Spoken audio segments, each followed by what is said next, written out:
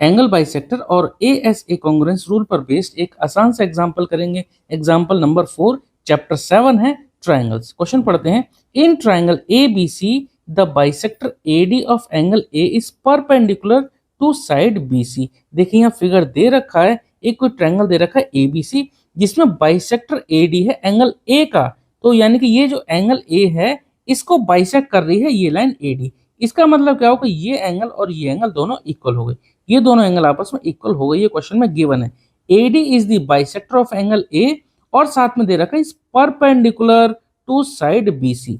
BC पर ये जो AD है ये परपेंडिकुलर है, ये परपेंडिकुलर बना रहा है, इसका मतलब ये दोनों एंगल 90-90 हो गए। Show that AB equal to AC, AB equal to AC ये हमें प्रूव करना है, and triangle ABC is isosceles. ठीक है, चलिए करते हैं इस क्वेश्चन को। देखो इन दोनों ट्रायंगल को हमें पहले कॉन्ग्रुएंट करना है, तभी तो हम इन दोनों साइड को इक्वल दिखा पाएंगे। तो सबसे पहले ये ले लेते हैं कि triangle in triangle ABD and triangle ACD। ठीक है, तो सबसे पहले हम यही लिख लेते हैं, तो लिख लेते हैं in triangle ABD and triangle ADC।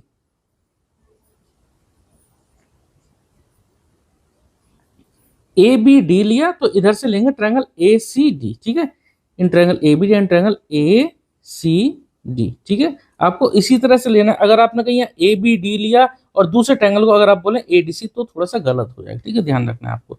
तो in triangle ABD and triangle ACD में देखो क्या क्या गिवन है। एक तो ये एंगल, इस एंगल का नाम क्या होगा BAD, और इस एंगल का नाम क्या होगा CAD। तो लिख देते हैं angle BAD equal to angle CAD, angle CAD, और इसका रीजन क्या होगा ये क्वेश्चन में गिवन है। ठीक है, नेक्स्ट लिखते हैं। देखो एक चीज हमने लिख दी, अब दूसरी चीज देखो, ये AD साइड इस ट्रायंगल में भी आ रही है और AD साइड इस ट्रायंगल में भी आ रही है, यानी AD दोनों ट्रायंगल के लिए कॉमन साइड है। तो AD इक्वल टू AD लिख देंगे हम कॉमन। ठीक है, AD equal to AD, reason क्या होगा ब्रैकेट में हमें जरूर लिखना है। तो इसका रीजन होगा कि ये कॉमन है। ठीक है, कॉमन साइड है तो कॉमन। तीसरी चीज देखो, दो चीज हो गई, ये एंगल इक्वल टू ये एंगल, ये साइड कॉमन। अब देखो ये एंगल इक्वल टू ये एंगल। ठीक है, इधर ये 90 बना रहा है, इधर ये भी 90, क्योंकि ये परपेंडिकुलर है। तो हम लिख देंगे इस एंगल का नाम क्या होगा एंगल ADB, या फिर आप इसको BDA ऐसे भी बोल सकते हो। तो angle ADB equal to angle ADC each 90 degree. ठीक है, तो लिख देते हैं angle ADB equal to angle ADC। ठीक है, रीजन क्या होगा इसका ईच 90 डिग्री। तो देखो यहां पर पहले एंगल है, फिर साइड है, फिर से एक एंगल है, तो ASA। ठीक है, angle side angle.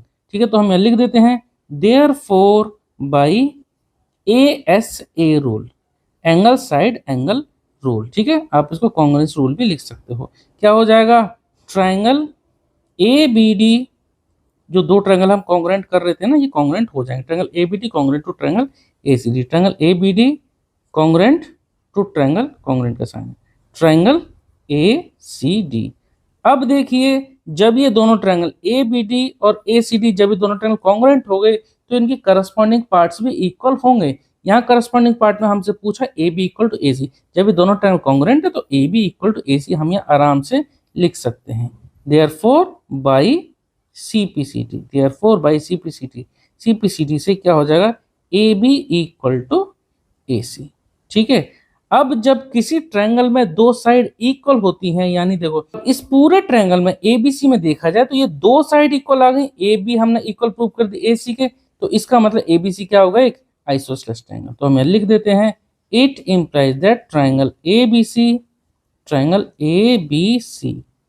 Is an isosceles triangle. ठीक है, ये हम यहाँ पे इस तरह से लिख देंगे आइसोसेलेस ट्रायंगल। ठीक है, चलो ये क्वेश्चन हमारा कंप्लीट हो गया। अगर आपको इसमें कोई भी डाउट रहता है तो आप कमेंट सेक्शन में जरूर पूछ सकते हैं। ठीक है, चलिए मिलते हैं नेक्स्ट वीडियो में एग्जाम्पल नंबर 5 के साथ। Okay, thank you.